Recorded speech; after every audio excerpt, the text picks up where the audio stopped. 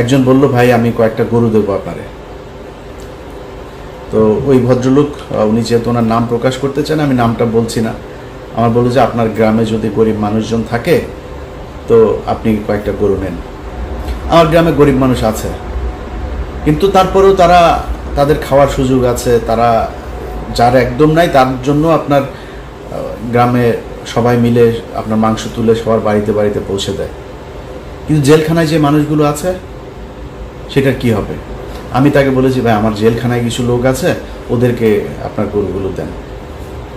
দিয়েছি, সেটা পাঠানো হয়েছে, সেটা পেয়েছে, কারা পেয়েছে সেটাও আপনারা একসময় জানবেন। তো আমি আমার জায়গা থেকে যতটুকু সম্ভব এই মানুষগুলোকে জেলখানা থেকে, কাউকে পেরেছি কাউকে পারি নাই, চেষ্টা করেছি। এটা আমি চেষ্টা করব কেন? এই চেষ্টা তো আপনার করা উচিত ছিল। এক সপ্তাহের মধ্যে শেখ হাসিনার সময়ে এই যে জঙ্গি নাটক, এই নাটকের সবগুলো মানুষকে আপনার বের করে দেওয়া দরকার ছিল। তারা আজকে আপনার পাশে থাকতো। আপনি আপনার বন্ধু চিনতে পারেন নাই। কোথায় হয়েছে আমার বলেন? কোন জায়গা নিয়ে আপনারা কাজ করেছেন যেটা নিয়ে আপনার সুনাম করব? করেন নাই তো। তো আমরা যদি নাকি দেখি যে দেশ যেমন চলছিল তেমনই চলছে, আপনারা কিছু করেন না। আমি আমার মামলা নিয়ে সোশ্যাল মিডিয়াতে এই পর্যন্ত আজকের ভিডিও সহ মনে 5-6 বার বললাম যে আমার মামলাগুলো সরকার থেকে কোনো ব্যবস্থা নেওয়া হয়নি, এখনো নেয় নাই। এবং আজকে বললাম না, আজকে বলার পরেও তারপরও নেবে না, এরা কোনো পদক্ষেপ নেবে না। সমস্যা কি? আমার মামলা শেষ হলে আপনার যা বলবো, ভাই আমার উপদেশটা বানান, আপনার মনে হয় সেটা করতাম না তো। কিন্তু আপনি আমাদের এই মামলাগুলো সরেন, কোনো কাজ করেন নাই আমাদেরকে নিয়ে। আমরা কিন্তু এই দেশের জন্য কাজ করছি। আমরা এই দেশের যারা এই 15 বছর নির্যাতিত হয়েছে তাদের জন্য কাজ করছে। এখন হুট করে আমি বলবো যে বিএনপি নির্বাচন চায়, এই নির্বাচন প্রতিহত করতে হবে, আমি এটা বলবো? কেন বলবো? কিসের জন্য? আরে ভাই, বিএনপির মানে এখন যে চাঁদাবাজি চলছে অস্বীকার করার কোনো সুযোগ নাই। বিএনপি যদি আমারে নিয়ে ওই যে 2 দিন আগে সালাউদ্দিন রয়ের যে প্রোডাক্ট, এই সালাউদ্দিন তার লোকজন দিয়ে 8-10টা লোক নিয়ে আমারে নিয়ে পিনাকি ভট্টাচার্যের নিয়ে তারা ঝাড়ু মিছিল, জুতা নিক্ষেপ টিক্ষেপ এগুলো করেছে। তো সালাউদ্দিন মিয়া, তুমি আমারে নিয়ে এগুলি করার লাভ নাই তো, আরও করো, কোনো সমস্যা নাই। কিন্তু যেটা সত্য এটা বলবো, সারা দেশে চলছে তো চাঁদাবাজি। এটা বিএনপি যদি নাকি মানে ঘুমটা দিয়া তারপরে বলে যে না আমি কিছু দেখি না, ভাই আপনি ঘুমটা দিয়ে রাখলেই সারা পৃথিবী অন্ধকার হয়ে যাবে না? মানুষ আপনারা দেখছে, আপনি কি করছেন সেটা দেখছে। আমি অস্বীকার করব না চাঁদাবাজি চলছে, কিন্তু এটা মাথায় রাখতে হবে। ধরেন ঢাকা শহরে একজনের ব্যাপারে আমার কাছে অনেক অভিযোগ এসছে। তো আমি শুধু উনি না, বিএনপির অনেকের নামে এরকম, আমি নামটা বললাম না, অনেকের নামে এরকম অভিযোগ আসে। আমি স্কিপ করি এগুলো।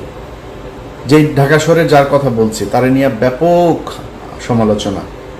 আপনি কি জানেন সেই ব্যক্তির হাতের পায়ের সবগুলো নখ উপড়ে ফেলেছিল এই আওয়ামী লীগ? তারপরেও সে আওয়ামী লীগ করেনি, বিএনপি করেছে। নারায়ণগঞ্জের একজনকে দেখেন না, এই যে জাকির খান, দেখে এখন মনে হয় বোধহয় অ্যাবনর্মাল চলাফেরা করছে। জিজ্ঞেস করেন তার কত অত্যাচার তার উপর দিয়ে গিয়েছে। এই যে ওর নাম কি, শামীম ওসমান আছে না, আপনাদের মতো সুশীল যারা কিনা সুন্দর চেহারা, তারপরে খুব ভাবসাব নিয়ে চলেন, খুব ভদ্রভাবে সুন্দর করে কথা, আপনাদের মতো এরকম বালছাল বহুত নারায়ণগঞ্জে আছে, কেউ শামীম ওসমানের বিরুদ্ধে দাঁড়ান নাই। এই জাকির খান কিন্তু দাঁড়িয়েছিল। আজকে তাকে দেখছেন, ভাই 5 তারিখ না আসলে সে জীবনে কোনদিন জেল থেকে বের হইতে পারবে কিনা এটা জানে না। তো এই যে একটা মানে যে কষ্টের জীবন সে পার করে এসছে জেলখানায়, সে যে বেঁচে আছে এটাই তো অনেক কিছু। অনেকের মানসিক সমস্যা হয়ে গেছে। এই যে ইয়ের সাথে আমি বেশ কয়েকবার কথা বলেছি, ওর নাম কি, ফারাবি। এই ফারাবির মানে ওর কথাবার্তা শুনলে বুঝে যে অ্যাবনর্মাল আচরণ করছে। এমনি হয় নাই তো এগুলি। জীবনের অনিশ্চয়তা, জীবনে কোনোদিন বের হইতে পারবে কিনা এটা জানতো না। অতএব হুট করে বলে ফেললেই হলো না চাঁদাবাজি করে নাকি সেটা বলেন। এখন যে সরকারটা চলছে এই সরকারের ভিতরে নাই চাঁদাবাজি, নাই মানে করছে না, হচ্ছে না, হচ্ছে তো। তো আপনি বিএনপির খালি দোষ দিয়ে লাভ কি? এখন বিএনপি চাঁদাবাজি করছে বা চাঁদাবাজি করবে, এই জন্য বিএনপিরে চাই না আরেকটারে চাই। আমরা তো চাইছিলাম ভাই, আমরা চেয়েছিলাম সেটা যদি আপনি আমরা যেভাবে চেয়েছি যে দেশটা যদি আসলে সেইভাবে যেত, কোনো সমস্যা ছিল না। দেদারসে আপনার টাকা পাচার হচ্ছে, মানে কোনো এই দেশটার এখন কোনো মা বাপ নাই, যে যেই জায়গায় মানে মানে ইচ্ছা মতো খাচ্ছে আর কি। তো এটা যদি চলতে থাকে তার চেয়ে তো একটা স্টেবল একটা সরকার আসা উচিত যে দায় নেবে। আপনার এখানে দায়টা নেবে কে? সব দায় এসে পড়বে হচ্ছে স্টুডেন্টদের ঘাড়ে। সব তো আপনি এই যে আইজিপি নিজেও তো ইউএসের সিটিজেন, উপদেষ্টা প্রায় সবগুলোই বিভিন্ন দেশের সিটিজেন, বাংলাদেশের পাসপোর্ট হোল্ডারও না। তো এগুলি তো চলে যাবে, এগুলি তো কোনো সমস্যা নেই, ছিল বাইরে এসছে আবার ফের কয়দিন খেয়ে টেয়ে নিয়ে টিয়ে তারপর চলে যাবে। দায় তো কেউ নেবেন না, দায় নেওয়ার চিনিও না। আমি বিশ্বাস করেন, আমি আমার মতো একজন রাজনৈতিক সচেতন মানুষ, আমারে যদি বলেন 4 জন মন্ত্রীর উপদেষ্টার নাম আমি বলতে পারবো না, কসম করে বলছি আমি বলতে পারবো না। আমার বিশ্বাস আপনিও বলতে পারবেন না। তো এদেরকে আমরা চিনি না, এরা কোনো খবর নাই, খোঁজ নাই, কোনো কিছু নাই। আপনি এদেরকে দিয়া তারপরে দেশ চালাবেন, দেশ সুন্দর হবে মনে করার কোনো কারণ নেই। এখন একটা সরকার আসতে হবে, যেই সরকার দায় নেবে, যাদের পরের 5 বছর পরে নির্বাচনে আবার দায় নিয়ে আসতে হবে, এরকম একটা সরকার আমরা চাই। নির্বাচন আর সংস্কার এই দুইটা মানে একটার সাথে আরেকটার কি বলে কন্ট্রাডিক্ট করতে পারে না। এটা সাংঘর্ষিক না, কখনোই সাংঘর্ষিক না। হ্যাঁ, আমরা যে সময়টুকু ধরেন জুন থেকে যদি পরের এপ্রিল পর্যন্ত প্রায় 2 বছর হয়েছে, ধরেন 10 মাস করলেন কি? এই 10 মাসে অগ্রগতিটা কি আমাদের দেখান একটা। পরের 10 মাসে যে অগ্রগতি হবে আমি এরকম কোনো সম্ভাবনাও দেখছি না। যদি না হয় তাহলে আমার মনে হয় নির্বাচন দিয়ে দেওয়া উচিত। আমি ব্যক্তিগতভাবে মনে করি এপ্রিল পর্যন্ত যাওয়া উচিত না। এপ্রিলের আগে আমার মনে হয় সেটা যদি সম্ভব হয় অক্টোবর নভেম্বরের ভেতরেই নির্বাচন হয়ে যাওয়া উচিত। কারণ যারা এই গত 10 মাসের যেই সময়, এই সময় যাদের হাতে সবচাইতে এক্সট্রিম পাওয়ার প্র্যাকটিস করার সুযোগ ছিল, তারা যেহেতু পারে নাই, সেই সময়ে যেহেতু পারেন নাই, পরের 10 মাসে পারবেন না, এটা মোটামুটি কনফার্ম। যেদিন বলেছেন আমি পদত্যাগ করতে চাই, ওই দিন আপনার শক্তি শেষ। এবং আমার যতটুকু আমার কাছে তথ্য আছে আপনাদেরকে থাকতে দেওয়া হবেও না। বিএনপির ব্যাপক কর্মসূচি, তারা আমার কাছে থাকা তথ্য অনুযায়ী তারা ঝামেলা করবে, তারা আন্দোলন করবে আপনারা সরায় দেওয়ার জন্য। এবং সেটা কাটিয়ে ওই যে ওইভাবে রাতের বেলা তারপর বললাম আমি তো থাকতে চাই না, অভিমান হয়েছে, আমি দেশে থাকবো না, চলে যেতে পারবেন। এর বাইরে কোনো কিছু করতে পারবেন না। ওই শক্তি আপনার এখন নাই। সেনাবাহিনী আপনার পক্ষে নাই, সিভিল প্রশাসন আপনার পক্ষে নাই, দেশের রাজনৈতিক দলগুলো আপনার পক্ষে নাই। আমার তো মনে হয় এখন আপনাদের বোধহয় মানে কিছুটা এইদিক ওই দিক, জামাত ইসলাম বোধহয় আপনাদের কিছুটা দেয়, আর এনসিপি তো আছেই, এর বাইরে কেউ আপনাদের পক্ষে নাই। আপনি থাকবেন কিভাবে? বাট অনেকক্ষণ সমালোচনা করে আবারও বলি, ডক্টর ইউনূস আমরা আসলেই চাই আপনি, এবং শেষ দিন পর্যন্ত একটা কথা বলে যাই, এর আগেও বলেছে আজকেও বলছি, শেষ দিন পর্যন্ত আমার নিঃশ্বাস যতদিন থাকবে আমি স্টুডেন্টদেরকে সর্বোচ্চ সম্মানের চোখে দেখতে চাই, সর্বোচ্চ সম্মান করব। কারণ এদের কারণে আজকে এই বিএনপি যে ক্ষমতায় আসতে চায়, নির্বাচন চায়, এটা বলার সুযোগ পেয়েছে তাদের কারণে। তো 24-এ নির্বাচন হয়েছে, আবার 29-এ নির্বাচন হইতো, এর আগে নির্বাচন নিয়ে কথাও বলতে পারতেন না।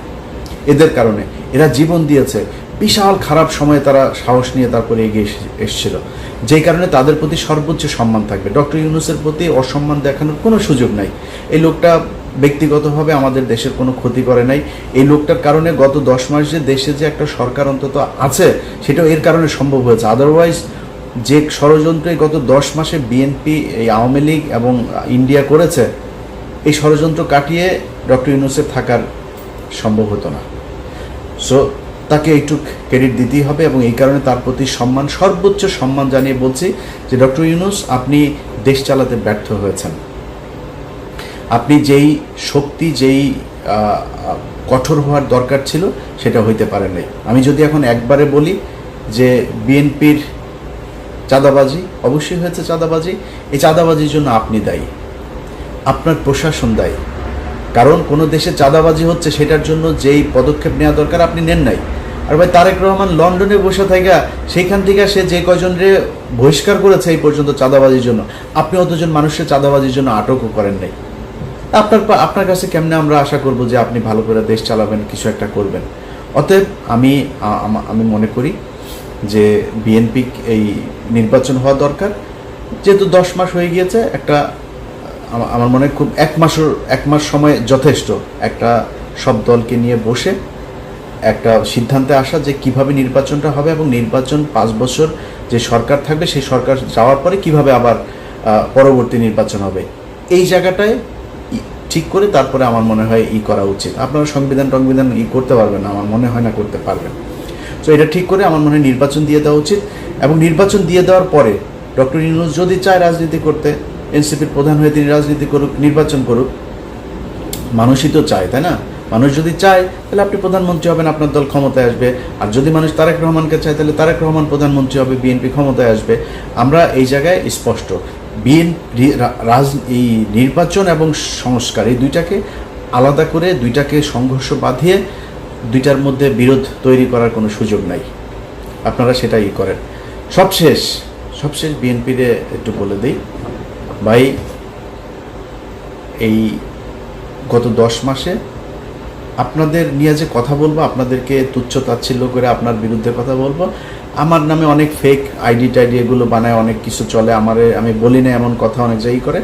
কিন্তু আমি আপনার নিয়ে সমালোচনা, তারেক রহমানের নিয়েও সমালোচনা করবো। তারেক রহমানের ক্ষমতায় আসতে দেন, আমি ওনারে নিয়েও সমালোচনা করবো। আমার একদমই ইচ্ছা নাই যে তারেক রহমান আমারে ধরে নিয়ে তারপরে পূর্বাঞ্চলে একটা প্লট দিবে, তারপরে তারেক রহমান আমারে নিয়ে মন্ত্রী বানায় দিবে। আমি হইতে চাই না, একদমই চাই না। কারণ আমরা সবাই যদি ওই মুন্নি সাহাদের মতো হয়ে যায় না, এই বিএনপি আওয়ামী লীগের মতো অবস্থা হবে, সেটা আমরা হইতে চাই না। তারেক রহমান আমার এটা ভালোভাবে নেক আর খারাপভাবে নেক, আমি এই সমালোচনাটুকু করে যাব যেটা করা দরকার। এখন আপনি যে ক্ষমতায় আসবেন, আপনার পুরো দেশের যেই মানুষগুলো ভোট দেবে, তারা এখন আপনার বিরুদ্ধে কেন কথা বলে একটু চিন্তা করেন তো। আপনার বিরুদ্ধে কথা বলার তো সুযোগ নাই, কারণ আপনি গত 15 বছরে, আমার তো মনে আছে এখনো, সেই যে জনির শুধু বুকের মধ্যে 19টা গুলি করেছিল, মনে নেই আপনার? এই বিএনপির কত মানুষ গুম হয়েছে, এই বিএনপি রাস্তায় নেমেছে, গুলি খেয়েছে, আন্দোলন করেছে। এই সব শেষ আন্দোলনেও আমার মনে হয় তারা সবচাইতে বেশি মানুষ তাদের ক্ষতিগ্রস্ত হয়েছে, মারা গিয়েছে, রাস্তায় নেমেছে, পঙ্গু হয়েছে। আপনি তারে যা তা বলতে পারবেন না, আমারও বলার সাহস নাই। কিন্তু ভাই, এই যে 15 বছর যা অর্জন করেছিলেন, গত 10 মাসে আমার মনে হয় 80% শেষ। এত চাঁদাবাজি করেছেন আপনারা সারা দেশে, এমন ভয়ঙ্কর পরিস্থিতি। বিএনপি আর আওয়ামী লীগ এখন মোটামুটি সমান কাতারের জনপ্রিয় দল। এটার জন্য আপনারা দায়ী। আপনি আমারে গালি দেন, আমার নিয়ে ঝাড়ু মিছিল করেন, জুতা মিছিল করেন, কোনো সমস্যা নেই। আমি তো ভাই আপনার দলের কাছ থেকে সুবিধা চাই না, আমি তো আপনার দলের মনোনয়নও চাই নাই, কিছুই চাই নাই। বাট এই আওয়ামী লীগের মতো কানের মধ্যে তুলা ঢুকায় না রেখে একটু মানুষের কাছে শোনেন আপনাদের ব্যাপারে মানুষের মন্তব্য কী। আপনার দলের প্রধান এখনো দেশে যায় নাই, তার আগেই যদি আপনারা এই অবস্থা করেন, তাহলে সামনে নির্বাচন আমি তো চাই, আমি শুরুতে বলেছি, এখনো বলছি, আমি চাই, খুব চাই। কারণ আমি তারেক রহমান সম্পর্কে এমন কিছু জিনিস জানি, ওনার সামনে রাষ্ট্র নিয়ে যে ওনার যে ভাবনা, ওনার যে পলিসি, যেটা উনি করতে চাচ্ছেন, এই পরিকল্পনার কিছুটা আমি জানি। আমি জেনে আপনাদেরকে বলছি, আমি এই ভিডিওর মধ্যে খুব সুন্দর করে তারেক রহমানের তেল দিতে পারতাম, কিন্তু দেই নাই। বাট এইটুকু বলি, আপনি আমার দালাল মনে করেন, যাই মনে করেন, তারেক রহমানকে আপনাকে দেখতে হবে। আমার বিশ্বাস তারেক রহমানের নেতৃত্বে অনেক ভালো একটা সরকার গঠিত হবে, আমার বিশ্বাস এটা। এবং সেই পর্যন্ত আপনাকে অপেক্ষা করি। যদি না হয়, আমি আপনাকে কথা দিলাম, নির্বাচনের আগেই কথা দিলাম, আমি প্রথম ব্যক্তি হব যে কিনা তারেক রহমানের বিরুদ্ধে ভিডিও তৈরি করব। বাট আমি এখন পর্যন্ত জানি তারেক রহমানের ব্যাপারে, তিনি আর প্রচণ্ড একটা স্বচ্ছ একটা পরিকল্পনা ওনার আছে দেশকে এগিয়ে নিয়ে যাওয়ার, দেশের উন্নয়ন, দেশের ভবিষ্যৎকে এগিয়ে নিয়ে যাওয়ার জন্য। এটা তিনি এই কাজটা তিনি করবেন। অতএব সেই ব্যক্তিরা দেশে যাক, রাষ্ট্রটা গঠন করেন। ভাই, জিরোতে নিয়ে আসা তো সম্ভব না দুর্নীতি, আপনারা দুর্নীতি করবেন, সেই সুযোগও আপনাদেরকে এই রাষ্ট্রই দেয়, এইভাবে আপনাকে সরকারি প্রকল্প থেকে টাকা পয়সা খাওয়ার সুযোগ পাবেন। কিন্তু যে অবস্থাটা আপনারা এখন করছেন, এইটা আগামী যদি নাকি ডিসেম্বরেও নির্বাচন হয় না, ওই পর্যন্ত যদি চলতে থাকে সমস্যায় পড়বে। অতএব আমি নিজের কারণেই বললাম যে ভাই আমি চাই তারেক রহমান ক্ষমতায় আসুক। এই চাওয়াটা পরিপূর্ণ হওয়ার জন্য আপনার বললাম আল্লাহর ওয়াস্তে চাঁদাবাজি বন্ধ করেন, মানুষের মন নেয়ার চেষ্টা করেন, মন জোগানোর চেষ্টা করেন। মানুষ কি চায়, আপনার কোন কাজে বিরক্ত হয়, কোনটাতে সন্তুষ্ট হয়, এটা একটু হিসাব করে তারপরে সেই কাজগুলো সেইভাবে করেন। আদারওয়াইজ একটা বিশাল সমস্যায় পড়বে। এই যে মানুষ এখন বলে না, আপনি দেখেন চোখ কান বন্ধ রাখলে হবে না তো, সোশ্যাল মিডিয়াতে দেখেন বিএনপির মহাসচিব এই কয়দিনের ঘটনাগুলি আপনারা বলি, ডক্টর ইউনূস বলেছেন যে এপ্রিলে নির্বাচন।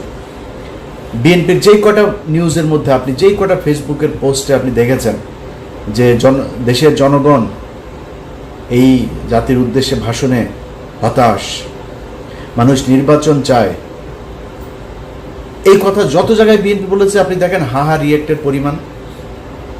তুচ্ছতাচ্ছিল্য করে এই করলে ভাই এখন সোশ্যাল মিডিয়ার যুগ, আপনাকে বুঝতে হবে ঘরে ঘরে যায় ভোট চাওয়ার দিন শেষ, মানুষ ডিসিশন নেবে তার মোবাইল ফোনের মধ্যে ভিডিও দেখা যে কারে ভোট দেবে সে। সো এই জিনিসগুলি আপনাকে টেক কেয়ার করতে হবে। অতএব আমরা চাই দেশে একটা সুষ্ঠু একটা রাজনৈতিক পরিবেশ তৈরি হোক, দেশে নির্বাচিত সরকার আসুক এবং আওয়ামী লীগের ব্যাপারে প্রতিটা দলের এক এবং অভিন্ন নীতি অবলম্বন করুক, এটা আমরা চাই।